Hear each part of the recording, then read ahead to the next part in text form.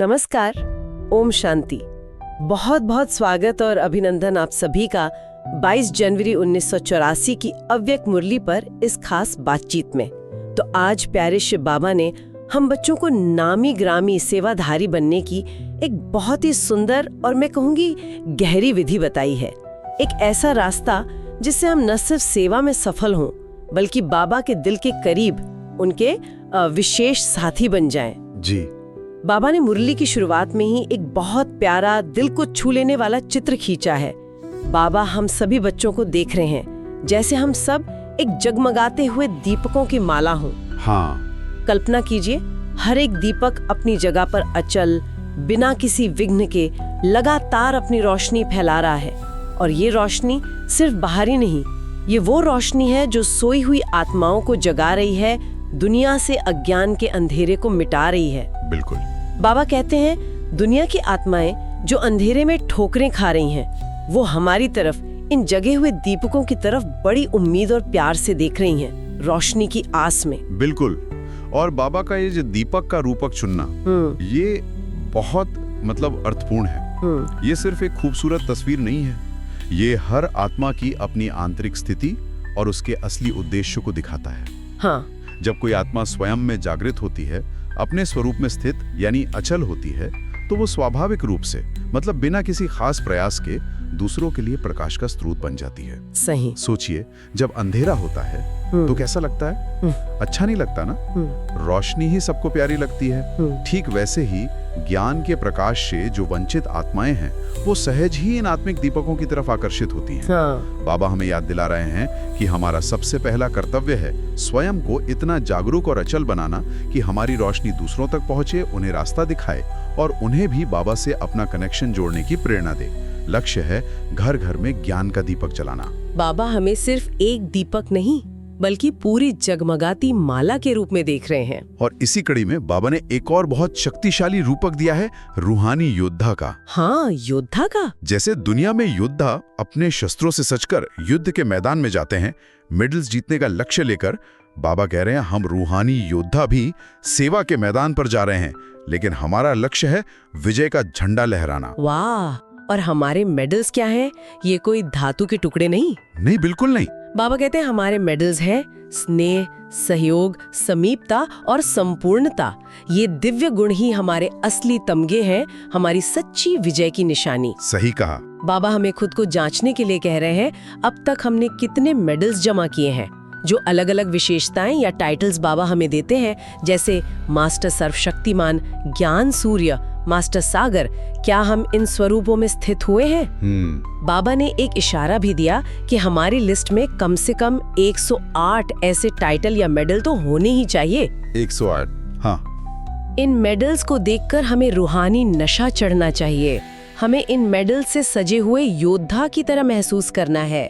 सेवा के मैदान में जाना मतलब अपने गुणों और विशेषताओं का प्रदर्शन कर सदा नए से नए मेडल्स प्राप्त करते जाना। ये मेडल्स की बात सचमुच बहुत गहरी है। ये सिर्फ बाहरी उपाधियां या कोई बैज नहीं है जिन्हें हम पहनकर घूम सकें। हाँ। ये हमारे अंदर विकसित हुए दिव्य गुणों और शक्तियों के प्रतीक हैं। स्नेह कितना है, सहयोग की भावना कितनी है, बाबा की समीपता का अनुभव कितना गहरा है और हम संपूर्णता की ओर कितना बढ़ रहे हैं, ये हैं हमारे असली मेडल। बिल्कुल। बाबा हमें यहाँ गहरे आत्मनिरीक्षण के लिए सेल्फ रिफ्लेक्शन के लिए प्रेरित कर रहे हैं। क्या हम इन गुणों को अपने रोजमर्रा के जीवन में, अपनी सेवा में अनुभव कर रहे हैं? क्या हम वाकई बाबा द्वारा दिए गए टाइटल्स के साकार स्वरूप बन रहे हैं? और ये 108 की संख्या का लक्ष्य, ये सिर्फ एक गिनती नहीं है, बल्कि ये हमें याद दिलाता है कि हमारे अंदर असीम संभावनाएं हैं। सही। हमें निरंतर प्रगति करनी है, खुद को बेहतर बनाना है। ये एक शक्तिशाली प्रेरणा है अपने पुरुषार्थ को तीव्र करने की। आपने आत्मनिरीक्षण की बात की, ये बहुत महत्वपूर्ण है। लेकिन कई बार लगता है कि इन मेडल्स को धारण करने की चाह कहीं सूक्ष्म अभिमान न ले आए। बाबा ने इसका भी कोई इशारा दिया है क्या? हाँ, बहुत अच्छा सवाल है ये। बाबा हमेशा संतुलन की बात करते हैं। मुरली में आगे चलकर जब नामी ग्रामी बनने की बात आती है तो बाबा स्पष्ट करते हैं कि ये नाम के नशे के लिए नहीं है। अच्छा। बल्कि रूहानी सेवा के नशे में होना चाहिए। और सबसे जरूरी है निमित्त और निर्माण भाव का सर्टिफिकेट। निमित्त और निर्माण। हाँ, निमित्त भाव यानी करने वाला बाबा है, मैं सिर्फ माध्यम हूँ, और निर्माण भाव यानी विनम्रता। जब ये दो भाव पक्के होते हैं तो मेडल्स या टाइटल्स हमें सशक्त बनाते हैं, अभिमानी नहीं बनाते। हाँ सही। ये मेडल फिर बाबा की देन और अपनी जिम्मेदारी का प्रतीक बन जाते हैं। ओके, चलिए इसे और खोलते हैं। यहाँ ये वाकई दिलचस्प हो जाता है। बाबा इस वर्ष मतलब 1984 के लिए एक विशेष लक्ष्य दे रहे हैं, एक चुनौती भी कह सकते हैं। हाँ।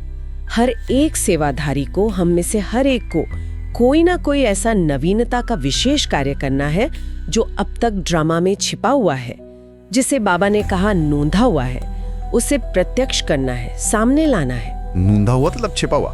हाँ, जैसे दुनिया में कोई बड़ा अनोखा काम करने वाला नामी ग्रामी बन जाता है, उसका नाम चारों ओर फैल जाता है, लोग उससे जानने लगते हैं जी। वैसे ही बाबा चाहते हैं कि हम ब्राह्मण परिवार में अपनी विशेष सेवाओं द्वारा नामी ग्रामी बने। हर एक को सोचना है, संकल्प करना है कि मुझे ऐसा विशेष कार्य करना है जिससे विजय का मेडल मिले। लेकिन फिर से वही सावधानी, ये नाम कमाने के लिए नहीं, बल्कि बाबा की सेवा में कुछ नयापन लाने के रूहानी नशे में होना चाहिए। और साथ में, जैसे आपने बताया, निमित्त और निर्माण भाव का सर्टिफिकेट जरूर हो। ये नवीनता का आह्वान बहुत महत्वपूर्ण है और देखा जाए तो आज के समय में भी उतना ही जरूरी है। हाँ बिल्कुल। बाबा हमें सिर्फ लकीर का फकीर बनने के लिए नहीं कह रहे, वो हमें प्रेरित कर रहे हैं कि हम अपनी क्रिएटिविटी, अपनी रचनात्मकता का उपयोग करें, लीक से हटकर सोचें और काम करें। लीक से हटकर? हाँ, इसका मतलब है सेवा के नए अप्रत्याशित तरीके खोजना, शायद ऐसी आत्माओं तक पहुंचना जिन तक पहले सीधी पहुंच नहीं थी। अच्छा।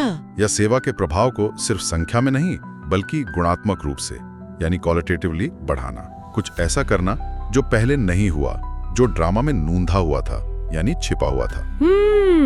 और निमित्त और निर्माण भाव की शर्त, जैसा हमने पहले बात की, ये पक्का करती है कि इस विशेष कार्य से मिलने वाली पहचान या सफलता हमारे अहंकार को न बढ़ाए। सही। निमित्त भाव यानी सफलता का श्रेय बाबा को देना, और निर्माण यानी विनम्र रहना, इस भाव से की गई सेवा ही सच्ची सेवा है, और वही हमें बाबा का प्रिय नामी ग्रामी बच्चा बनाती है। वाह, निमित्त और निर्माण भाव के सर्टिफिकेट के साथ नामी ग्रामी, ये लक्ष्य कितना ऊंचा और पवित्र है। और फिर बाबा डबल विदेशी बच्चों को संबोधित करते हैं। जी, डबल विदेशियों को।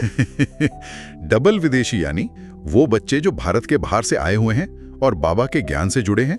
बाबा उन्हें विदाई नहीं दे रहे बल्कि बधाई दे रहे हैं। बधाई? क्यों?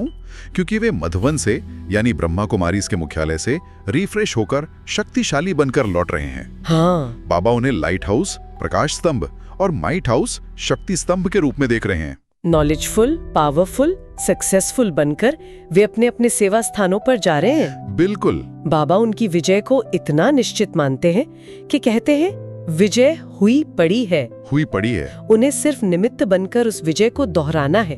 करेंगे तो पाएंगे। जी। बाबा उन्हें एक विशेष कार्य सौंप रहे हैं, अपने परिवार की बाकी आत्माओं को जो अभी बाबा से नहीं जुड़े हैं, उन्हें बाबा के घर लाने के लिए।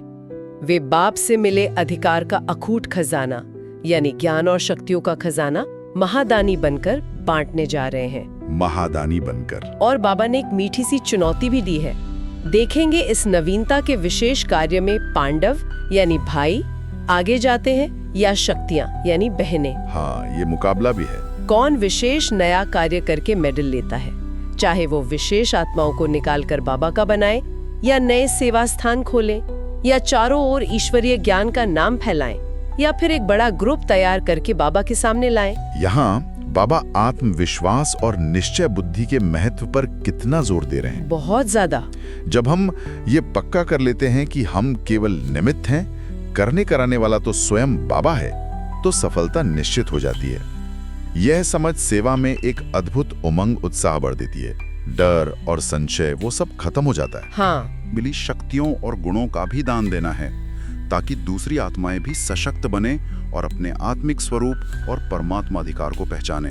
सही। और बाबा एक और बहुत प्रैक्टिकल इशारा दे रहे हैं कि जब सेवा का लक्ष्य इतना श्रेष्ठ और निस्वार्थ होता है, जब हम नामी ग्रामी बनने के लिए नवीनता लाते हैं निमित्त भाव से, तो साधन स्वतः ही जुड़ जाते हैं। हाँ, ये बात भी बाबा ने कही। बाबा ने मिसाल दी कि ऐसे विशेष कार्य करने वाले को सबका सहयोग भी मिल जाता है, यहाँ तक कि कोई खुद ही टिकट भी ऑफर कर देंगे। अच्छा।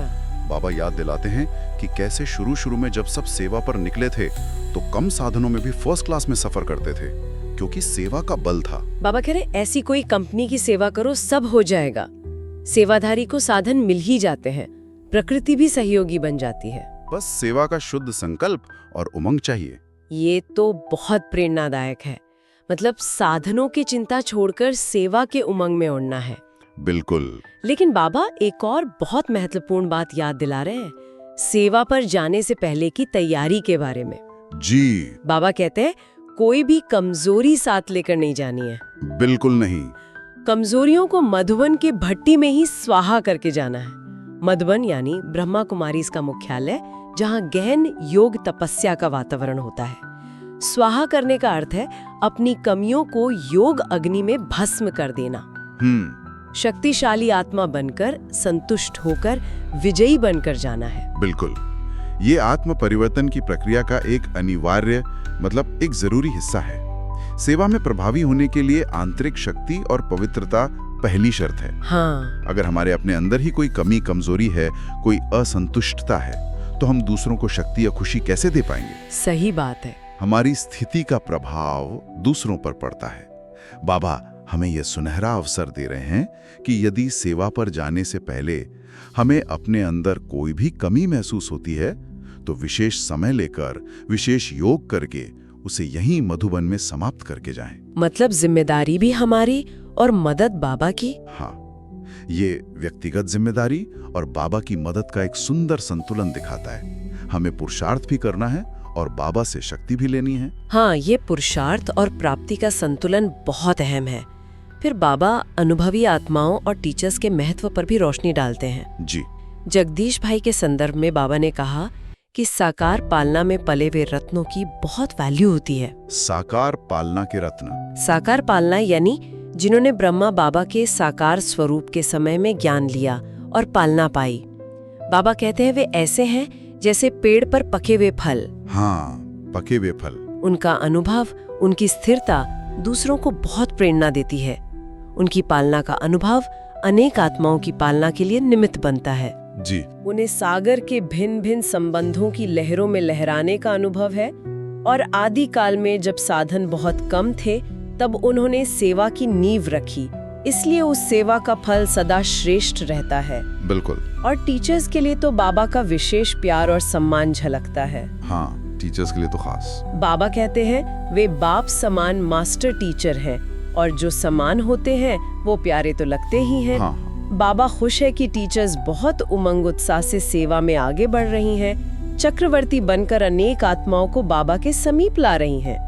बाबा सेवाधारी बच्चों को सदा ही सिर का ताज कहते हैं। सिरताज। और सबसे बड़ी बात, बाबा उनके हिम्मत भरे कदम को देखकर पदम गुणा मदद का वायदा करते हैं। पदम गुणा मदद, मिलियन गुणा। हाँ, मिलियन गुणा मदद। एक कदम बच्चे का तो पदम कदम बाप के। ये बातें ईश्वरी परिवार या किसी भी संगठन में अनुभव और समर्पण के महत्व को रेखांकित करती हैं। जो लंबे समय से साधना और सेवा में लगे हुए हैं, जिनका जीवन बाबा की शिक्षाओं में पका है, उनका अनुभव, उनकी स्थिरता नई पीढ़ी के लिए एक अनमोल मार्गदर्शक का कार्य करती है। बिल्कुल। और टीचर्स की भूमिका तो ज्ञान फैलाने और आत्माओं को बाबा से जोड़ने में केंद्रीय है ही।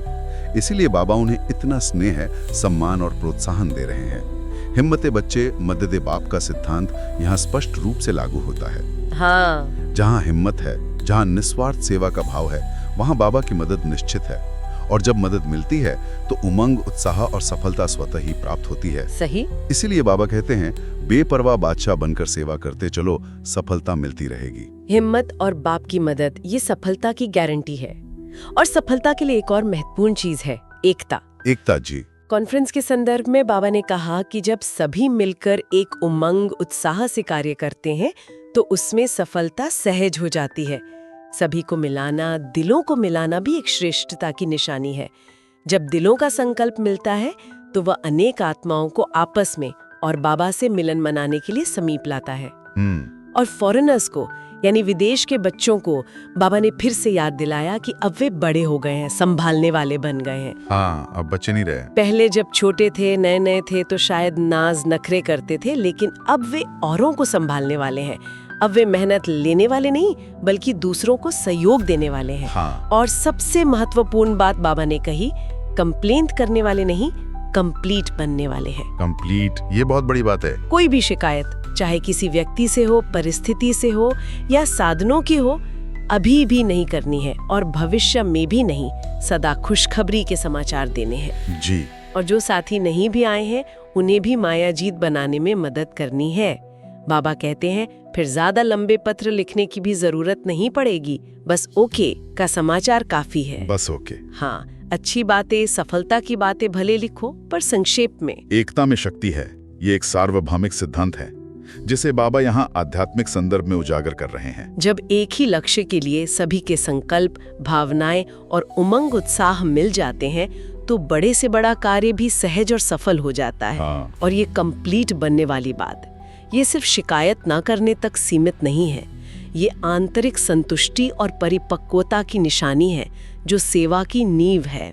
जब हम स्वयं कंप्लीट अर्थात अपनी कमियों को भरकर पूर्णता की ओर अग्रसर होते हैं, शिकायत मुक्त अवस्था में होते हैं, संतुष्ट रहते हैं, तभी हम दूसरों को सकारात्मक रूप से प्रभावित कर सकते हैं और उन्हें भी बाबा की ओर आकर्षित कर सकते हैं। सही कहा। खुशखबरी देना केवल बाहरी समाचार देना नहीं, बल्कि अपनी संतुष्ट और विजयी अवस्था का वाइब्रेशन फैलाना भी है। ये एक बहुत ऊंची स्टेज है जिसकी ओर बाबा हमें ले जा रहे हैं। बहुत खूब। तो अगर हम इस मुरली का सार देखें तो ये एक शक्तिशाली आह्वान है। बाबा हमें पुकार रहे हैं स्वयं को अचल जागे हुए दीपक के रूप में अनुभव करने के लिए। हाँ। रूहानी योद्धा बनकर स्नेह, सहयोग, समीपता और संपूर्णता के मेडल्स धारण करने के लिए, अपनी कमजोरियों को योग अग्नि में स्वाहा करने के लिए जी। और सबसे बढ़कर इस वर्ष सेवा में कुछ विशेष, कुछ नवीन करके दिखाने के लिए, ताकि हम बाबा के सच्चे नामी ग्रामी बच्चे बन सकें, निमित्त और निर्माण भाव के सर्टिफिकेट के साथ। बिल्कुल। और ये नामी ग्रामी बनना बाहरी दिखावे या नामशान के लिए कतई नहीं है। इसका आधार है गहरा रूहानी नशा, निमित्त भाव, मतलब मैं केवल एक इंस्ट्रूमेंट हूँ, और निर्माण चित्तता यानी पूरी विनम्रता। बाबा हमें यह आश्वासन भी दे रहे हैं कि अगर हम हिम्मत रखते हैं, पुरुषार्थ करके अपनी कमजोरियों को स्वाहा करते हैं और एकता व प्रेम से सेवा करते हैं, तो उनकी पद्म गुणा मदद और सफलता निश्चित है। निश्चित है। साधन भी मिलेंगे, सहयोग भी मिलेगा और हम हर कदम पर विजय का अनुभव करेंगे। ये बाबा का वायदा है। और अंत में बाबा ने हम सभी बच्चों को, सभी अचल दीपकों को, हर समय सेवा की विशेषता में विशेष पार्ट बजाने वाले सेवाधारियों को, जी, बाप द्वारा प्राप्त सर्व मेडल्स को धारण करने वालों को, सदा विजय निश्चय के निश्चय में रहने वाले अविनाशी विजय के तिलकधारी आत्माओं को और सर्व प्राप्तियों से संपन्न सदा संतुष्ट रहने वाली आत्माओं को बहुत बहुत प्यार से याद, प्यार और नमस्ते भेजी है। आज की इस गहन बातचीत के बाद सुनने वालों के लिए एक विचार छोड़ना चाहूंगा। बाबा ने हर एक को नवीनता का विशेष कार्य करने का आह्वान किया है। हाँ। स्वयं से पूछें वो कौन सी विशेष नवीनता है जिसे आप अपनी सेवा में या अपने स्वयं के पुरुषार्थ में ला सकते हैं।